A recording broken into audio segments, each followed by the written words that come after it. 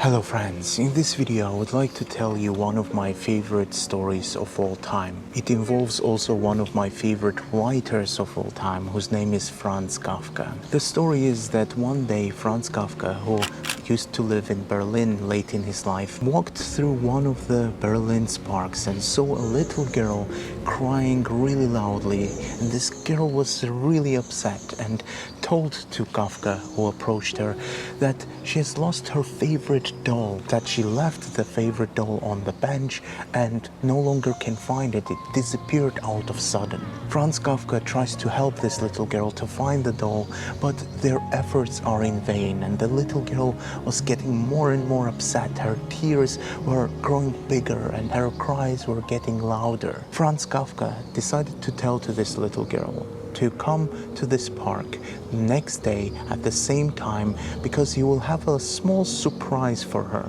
The next day, Franz Kafka and the little girl meet at the park, and he gives her a small envelope that contained a letter.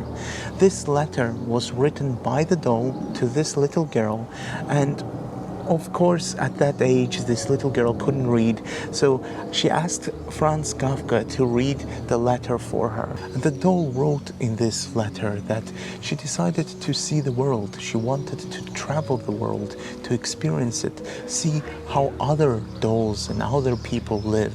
That's why she decided to leave, and she apologized to the little girl for leaving so suddenly. But she made a small promise. She said, "Don't worry, every day I'm going to send you a letter in which I'm going to tell you about my adventures." So for the next 2 weeks, Franz Kafka used to meet with this little girl in that park and read letters to her in which the doll told her about all the experiences, all the adventures. And on the last day, Kafka came back not with a letter, but with a doll in his hands. He gave this doll to the little girl and said, "Here is the doll that you've lost a couple of weeks ago."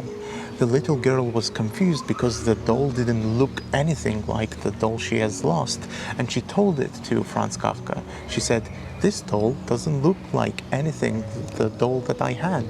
This is not my doll." And Kafka's reply is incredible. He says, "This is the doll that you had. It is just she has changed throughout her adventures, as people do.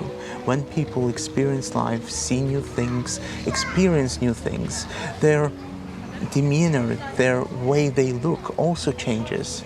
So this is your doll that you had. It just looks differently because it has more experiences than it had before." This is how the story ends, and it kind of reminds me of a sentence, of a passage from John Milton's Paradise Lost, where Milton says, "Our mind is its own place, and it can make heaven out of hell and hell out of heaven." And I think this short story, which involves Kafka, shows us that the stories that we tell ourselves about our experiences, about our memories, about who we are, matters a lot.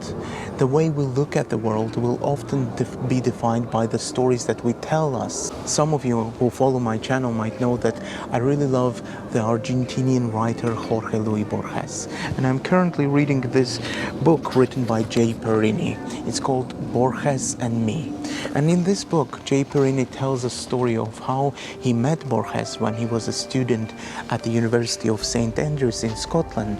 He and Borges took a trip across Scotland, across Scottish Highlands, and there was a scene where Borges tells him that fiction and reality are no different from each other, because what is fiction if not suppression of certain memories and elevation of others?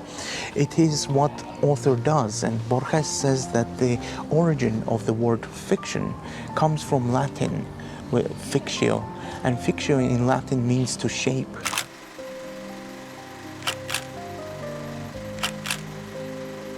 So what fiction does, what a writer of fiction does, is shaping certain memories, certain narratives. I thought that this is such a strong connection between Kafka, Milton, and Borges. They teach us to learn how we tell stories to ourselves, the stories that we tell about ourselves, about our life experiences. Those stories in the end will define what kind of life we live. If we try to make heaven out of hell, we'll always be sad.